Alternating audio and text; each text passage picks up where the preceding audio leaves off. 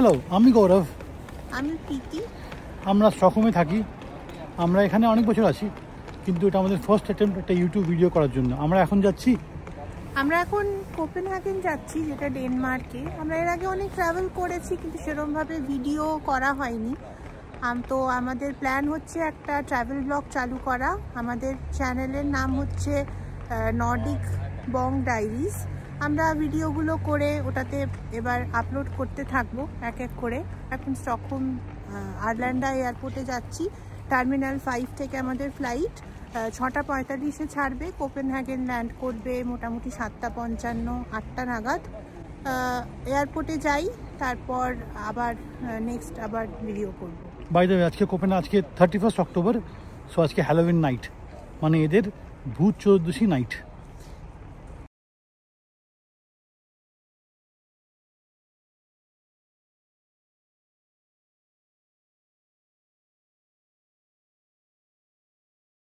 এখানে ইউরোপের যে কোনো সিটির মতো স্টকহোমেও একই রকম একটা ফাস্ট ট্রেন হয়, যেটা সেন্ট্রাল স্টেশন থেকে আরল্যান্ডা এয়ারপোর্ট যায় ভীষণ তাড়াতাড়ি। সেটা সুপার ফাস্ট ট্রেন, 18 মিনিটে পৌঁছে দেয়, আরল্যান্ডা এক্সপ্রেস। কিন্তু সেটা কোয়াইট এক্সপেন্সিভ, মানে একটা রুটের একটা সাইডের একজনের মোটামুটি 360 ক্রোন মতো লাগে। কিন্তু যদি এত টাকা পয়সা খরচা করতে না হয়, যেরকম অন্য রুট ধরেও যাওয়া যায়, যেমন আপনি সিটি থেকে একটা ট্রেন ধরে নিতে পারেন, যেটা মাস্তা যায়। মাস্তা বলে স্টেশন, যেটা আমরা এখন যাচ্ছি। নেক্সট স্টপই মাস্তা, আমরা নেমে যাব। আর ওখান থেকে একটা 10 মিনিটের বাস স্টকহোম আরল্যান্ডা এয়ারপোর্ট পৌঁছে যায়। টার্মিনাল 5-এর সামনে স্টপটা, কিন্তু সেখান থেকে মোটামুটি, যেহেতু টার্মিনালগুলো সব ইন্টার কানেক্টেড, সেটাতে খুব ইজিলি পৌঁছে যাওয়া যায় যে কোনো টার্মিনালে। আর এটা খুব সস্তা। ওটা যেমন আমি বললাম 360 ক্রোন পার পারসন একদিকের রুটে লাগে। এটার হচ্ছে আপনার 42 এসিকে সমস্ত কিছু একদম, আপনি ট্রেন বাস সমস্ত কিছু একটাই টিকিটে কাভার্ড। একটা সিঙ্গেল টিকিট 1 ঘন্টা 15 মিনিট ভ্যালিড। ইউরোপের সমস্ত শহরেই আমরা দেখেছি এয়ারপোর্ট যাওয়ার একটা লং রুট থাকে, যেটা বেশ সস্তা, আর একটা থাকে কোয়াইট এক্সপেন্সিভ কিন্তু খুব সুপার ফাস্ট রুট। পৌঁছে গেছি আমরা স্টকহোম আরল্যান্ডা এয়ারপোর্টে। চেক ইন, সিকিউরিটি সমস্ত কিছু হয়ে গেছে। 6:45-এ আমাদের ফ্লাইট। ওখানে পৌঁছবো সন্ধে 8টা। আর রবিবার দিন আমাদের ওখান থেকে ট্রেনে ফিরবো। আমরা ফেরার সময় আমরা ফ্লাইটে ফিরছি না, কারণ আমাদের ইচ্ছে ছিল এখানের স্লিপার কোচ কীরকম হয় সেটা একটু এক্সপিরিয়েন্স করার। তো সেটা সবই আপনাদের দেখাবো। তো পরশু মানে রবিবারে রাত 9:15-তে আমাদের কোপেনহেগেন সেন্ট্রাল স্টেশন থেকে হচ্ছে আমাদের ট্রেন। আর সেটা আবার স্টকহোম পৌঁছবে হচ্ছে ভোর 5:53-তে। তো এই যে ফ্লাইটটা যেতে মোটামুটি সময় লাগবে হচ্ছে 1 ঘন্টা 10 মিনিট। আর আমাদের ভাড়া পড়েছে দুজনের 610 ক্রোনা। 1 ঘন্টা 10 মিনিটের ফ্লাইট বলবো সস্তাতেই পেয়েছি। কম্প্যারেটিভলি আমাদের ট্রেনের ভাড়াটা অনেকটাই বেশি পড়েছে। ট্রেনে ফেরার প্রথমত দুটো কারণ। একটা তো অবভিয়াসলি আমাদের এক্সপিরিয়েন্স করার ছিল যে এদিকের স্লিপার ট্রেন কীরকম হয়। আর সেকেন্ড রিজন হচ্ছে ফেরার সময় ফ্লাইটের ভাড়া ছিল প্রচণ্ড বেশি। তো আমরা এখন বোর্ডিং করব, পৌঁছে গিয়ে আবার কোপেনহেগেন এয়ারপোর্ট থেকে ভিডিও করব।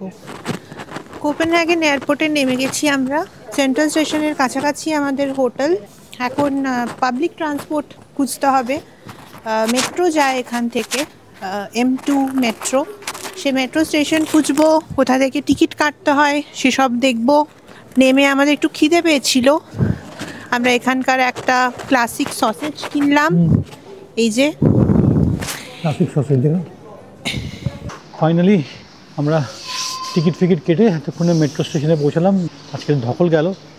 2 ধরনের পাস হয়, একটা স্মল একটা বিগ। স্মলটা উইদিন দ্য সিটি, বিগটা outside the city.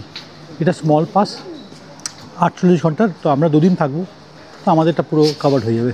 In another 2.5 minute মেট্রোটা ছেড়ে যাবে, তো আমরা এবার ট্রেনটায় বোর্ড করি, না দরজা বন্ধ হয়ে গেলে মুশকিল হবে। চলো। এটা আমাদের হোটেল, কেবিন কোপেনহেগেন হোটেলটার নাম। সেন্ট্রাল স্টেশন থেকে 1.2 কিলোমিটার, হেঁটেও আসা যায়, টাইম লাগে 10 থেকে 12 মিনিট, বা বাস নিতে চাইলে সেটাও নিতে পারেন। 17 নম্বর বাস আসে একদম হোটেলের সামনেই, বাস স্টপ। বুকিং লিংক ডেসক্রিপশনে সমস্ত কিছু দেওয়া আছে। এটা আমাদের হোটেলের রুম, 7th ফ্লোরে আমাদের রুমটা। ঢুকেই বাঁ দিকে রয়েছে ছোট একটা বাথরুম, বাথরুমের মধ্যে সব কিছুই আছে, স্নানেরও একটা ছোট জায়গা রয়েছে। এরপরে তার পাশে রয়েছে আলমারি, আলমারিতে জিনিসপত্র রাখার জন্য তাক করা আছে, হ্যাঙ্গার্স রয়েছে, একটা ডাবল বেড রয়েছে যেটা দুজনের জন্য সাফিসিয়েন্ট। আর বেডের পাশেই এদিকে ছোট একটা টেবিল আছে, আর বসার জন্য একটা ছোট টেবিল চেয়ার আছে, ইলেকট্রিক কেটেল, কফি, টি সব কিছুই আছে, টিভিও দেওয়া রয়েছে। তো রুমটা স্মার্ট বাজেট হোটেলের একটা রুম। রাত্রে আমরা আর বেশি দূর কোথাও গেলাম না, পিৎজা অর্ডার করেছি, একটা চিকেন পিটা ব্রেড অর্ডার করেছি। আজকে প্রচণ্ড টায়ার্ড, এটা খেয়ে আজ শুয়ে পড়বো, কাল আবার কোপেনহেগেন শহরটা আপনাদের ঘুরে দেখাবো। সুপ্রভাত, গুড মর্নিং। আজকে 1 নভেম্বর, সকাল থেকে বৃষ্টি হওয়ার আশঙ্কা ছিল, কিন্তু বৃষ্টি হচ্ছে না। হয়তো আমরা জাস্ট বেরিয়েছি, এবার একটু শহরটা ঘোরাঘুরি করবো লোকাল ট্রান্সপোর্ট নিয়ে। কোনো উবার বা কোনো পেড ট্যাক্সি নয়, সবই লোকাল ট্রান্সপোর্ট। কারণ কি, লোকাল ট্রান্সপোর্ট না নিলে শহরের কালচারটা বা শহরের আত্মাটা ধরা যায় না। তো আমরা বেরিয়ে গেছি, আপাতত গন্তব্য হচ্ছে রাধুপ্লাটসেন বলে একটা জায়গা, যেটা বলতে পারেন এখানের সিটি স্কোয়ার। সেখান থেকেই মোটামুটি যা যা এখানে দেখার জায়গাগুলো রয়েছে সেগুলো কিছুটা আমরা পায়ে হেঁটে প্রথমে ঘুরবো। আমার মাথার উপর যে ওভারব্রিজ টাইপের রাস্তাটা দেখতে পাচ্ছেন, এটা হচ্ছে বাইসাইকেল লেন। এখানে শুধুমাত্র বাইসাইকেল অ্যালাউড, কোনো হেঁটে যাওয়া বা অন্য কোনো ধরনের যানবাহন অ্যালাউড নয়। এটা খুব ইউনিক কনসেপ্ট কোপেনহেগেনের, যেটা অন্য কোনো শহরে আমাদের কিন্তু এখনো অবধি চোখে পড়েনি। ওয়েদার আপাতত বৃষ্টি পড়ছে না, হালকা হালকা রোদ উঠেছে, কিন্তু বিকেলবেলা ওয়েদার ফোরকাস্ট অনুযায়ী 5টা থেকে বৃষ্টি হবার কথা। কালকে আমরা টিভোলি গার্ডেন যেতে পারিনি, কেননা হোটেল পৌঁছতে পৌঁছতে অনেকটাই রাত হয়ে গেছিলো, এবং তারপরে মোটামুটি 11টা নাগাদ তো টিভোলি গার্ডেন বন্ধ হয়ে যায়। তো 1 ঘন্টার জন্য যাওয়াটা আমাদের মনে হলো খুব একটা ঠিক হবে না, কারণ ওটা টিভোলি গার্ডেন এন্ট্রান্সেরও বেশ একটা টিকিট রয়েছে, 190 ডেনিশ ক্রোনা, আর সেটার জন্য 1 ঘন্টা সেটার জন্য ঠিক আমাদের মনে হলো যে সেটা ঠিক ওয়ার্থ না। তো আমরা দেখি, আজকে একটা ট্রাই নেব, আজকে ট্রাই নিতেই হবে, কেননা কালকে তো রাত্রেবেলা আমরা ফিরে যাচ্ছি ট্রেনে, তো আজকেই যেতে হবে। হয়তো বৃষ্টি হবে, কিন্তু বৃষ্টির মধ্যেই যেতে হবে।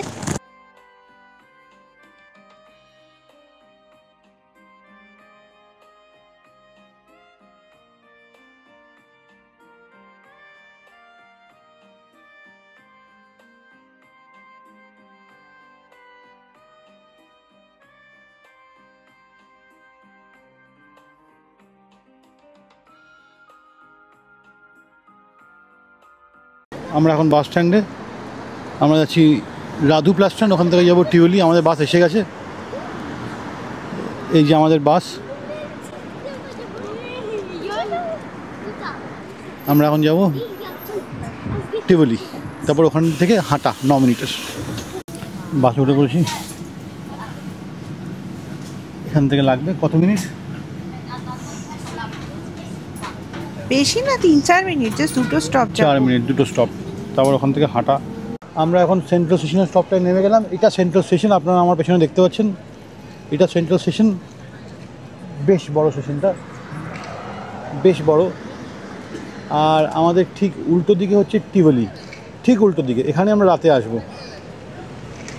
এইটা হচ্ছে টিভলি, এটা অ্যামিউজমেন্ট পার্ক, বুঝতেই পারছেন রং চং দেখে। তো এখানেই আমরা রাতে আসবো রাত্রিবেলা ফর হ্যালোউইন নাইট। এটাই বলি, এখানে আসবো রাত্রিবেলা, তখন আপনাদের আরও দেখাবো। দারুণ সুন্দর লাগে দেখতে রাত্রিবেলা। পাম্পকিনটা আপনারা দেখতেই পাচ্ছেন বিশাল বড়। এটার সম্বন্ধেও বলবো, কোথা থেকে পাম্পকিন কনসেপ্টটা আসছে সেটাও বলবো, সবই দেখাবো সন্ধ্যাবেলা। এটা এখানকার সিটি প্যালেস, এটা স্কোয়ারটা খুব সুন্দর। এটা প্যালেসটা, আর বাকি স্কোয়ারটা হচ্ছে এখানে যে স্কোয়ারটা, বিশাল বড় স্কোয়ারটা। অনেক লোকে বসে আছে, ভালো রোদ বেরিয়েছে আজকে, আমরা ফরচুনেট যে ভালো রোদ বেরিয়েছে আজকে। এইটা স্ক্যান্ডিক হোটেল, নিচে আপনারা দেখতে পাচ্ছেন কিনা আমি জানি না, প্যালেস লেখা আছে, এটা প্যালেস হোটেল বলে এইখানে লেখা আছে প্যালেস, সো এটা প্যালেস হোটেল। এইটা সিটি প্যালেসটা পুরো, আর এদিকে ওটা টিভলি, আপনাদের দেখাচ্ছি আমি, ওইটা টিভলি। আর এখানে গিয়ে বিশাল বড় একটা স্কোয়ার, এখানে সবাই বসে আছে। ওখানে একটা মেট্রো স্টপও আছে, এটা রাধু প্লাটসেন মেট্রো, এটা রাধু প্লাটসেন মেট্রো স্টপ। ইয়েস, আমরা হেঁটে এলাম, আমরা চাইলে মেট্রোতেও আসতে পারতাম। হ্যাঁ, তো আমরা সিটি হল থেকে এখন ম্যাক স্ট্রিট বলে একটা জায়গায় যাচ্ছি। এখান থেকে মোটামুটি 5-6 মিনিটের হাঁটা পথ গুগল ম্যাপ অনুযায়ী, 400 মিটারের মতো। তো সেখানে বেসিক্যালি কিছু কালারফুল বিল্ডিংস রয়েছে যেগুলো খুব ওয়েল প্রিজার্ভড, ওল্ড সিটি টাইপের বলতে পারেন। স্টকহোমেও যেরকম একটা ওল্ড সিটি রয়েছে যেটাকে গামলা স্থান বলা হয়, কাইন্ড অফ সেরকমই এখানেও একটা আছে, ইনফ্যাক্ট আমি দেখে রেখেছি। তো আপাতত ম্যাক স্ট্রিট যাচ্ছি, এখান থেকে গিয়ে আপনাদের ওখানটা দেখাবো।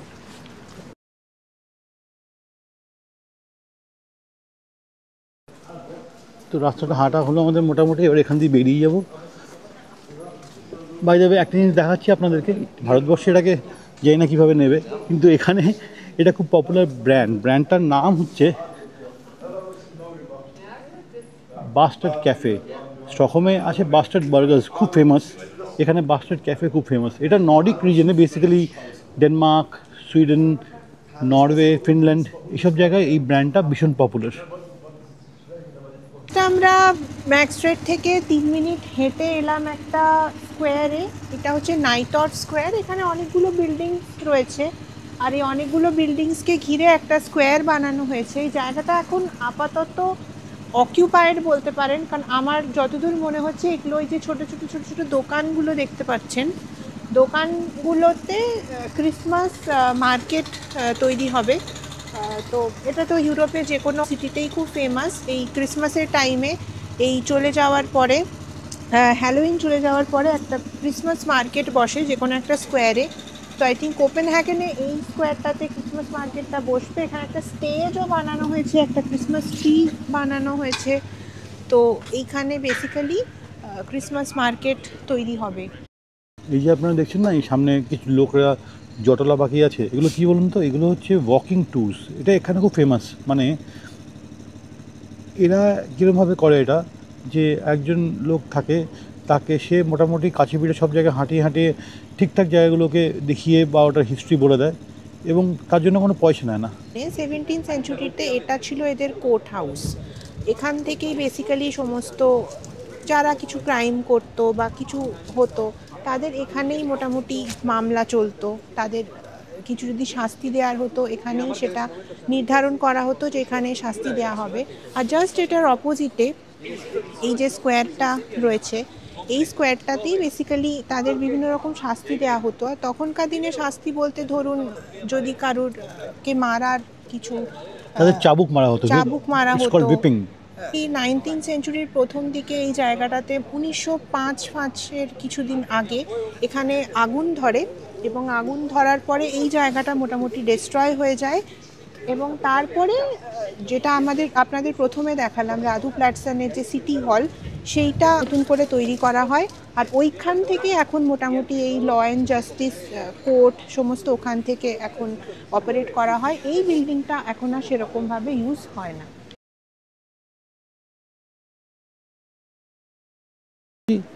গ্যামেল স্ট্র্যান্ডে, মানে দ্য ওল্ড শোর লাইন, বেসিক্যালি 11th সেঞ্চুরি নাগাদ কোপেনহেগেন এখান থেকেই ইট ওয়াজ ফাউন্ডেড বেসিক্যালি। মানে তখন শোর লাইনটা আরও বড়ো ছিল। পরবর্তীকালে during land reclamation by human settlements এটা কমে যায়, মানে শোর লাইনটা ওয়াজ মুভ ব্যাকওয়ার্ডস। তো এখনও ওর ট্রেসেস আছে। দিস ইজ দ্য ক্যানাল, এটা ক্যানালটা যেটা প্রীতি দেখাচ্ছে আপনাদেরকে। খুব সুন্দর, বিউটিফুল। আর এদিকে খুব বিউটিফুল বিল্ডিংস আছে, এই যে। তো একদিকে বিল্ডিংস, আরেকদিকে কানাল, আর এই সুন্দর স্ট্যাচুটা।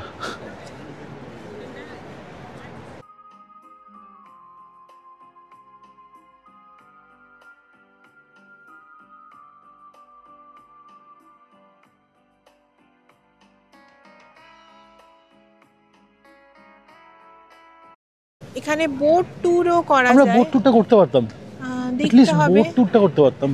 হ্যাঁ, দেখতে হবে। আসলে আগে থেকে কিছু বুক করা হয়নি বোট ট্যুর, কেননা জানতাম না যে ওয়েদার কেমন বুঝতে থাকবে। পারছিলাম না ওয়েদার কেমন থাকবে। যদি খুব বৃষ্টি হতো তাহলে বোট ট্যুর তো করে একদমই লাভ নেই। এখানেই কোথাও একটা টিকিট কাউন্টারও হবে, আমাদের একটু দেখতে হবে। অনেকক্ষণ এদিক ওদিক চিন্তা করার পরে আমরা ঠিক করলাম যে বোট ট্যুরটা নিয়েই নিই, যেহেতু ওয়েদারটা ভালোই রয়েছে। তো বোট ট্যুরের কাউন্টারটাও খুঁজে পেলাম, টিকিট কেটে নিলাম, 1 ঘন্টার বোট ট্যুরটা আমরা নিয়েই নিলাম। বোট ট্যুরটা 45 মিনিটস, 1 ঘন্টা। বোট ট্যুরটা লো ব্রিজেস, বোট ট্যুরটা কিছু লো ব্রিজেসের ওপর দিয়ে যাবে, উপর দিয়ে না নিচ দিয়ে যাবে, সরি লো ব্রিজেসের নিচ দিয়ে যাবে। তো কনস্ট্যান্টলি বসে থাকতে হবে।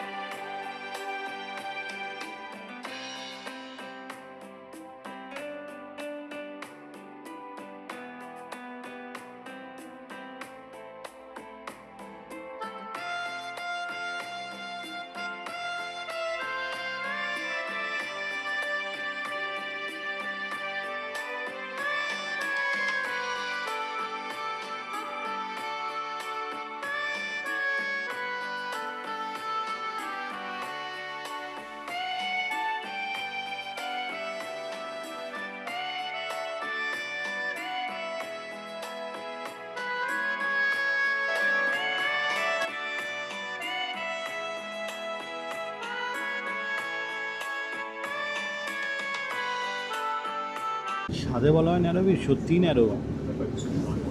বোট ট্যুর শেষের পথে আমাদের ভিডিও এখানেই আজকে শেষ করব। আগামী ভিডিওতে কোপেনহেগেনের বাকি জায়গাগুলো দেখাবো। আমাদের channel Nordic Bong diaries, please like, share and subscribe. কিছু কমেন্ট থাকলেও অবশ্যই জানাবেন। Thank you.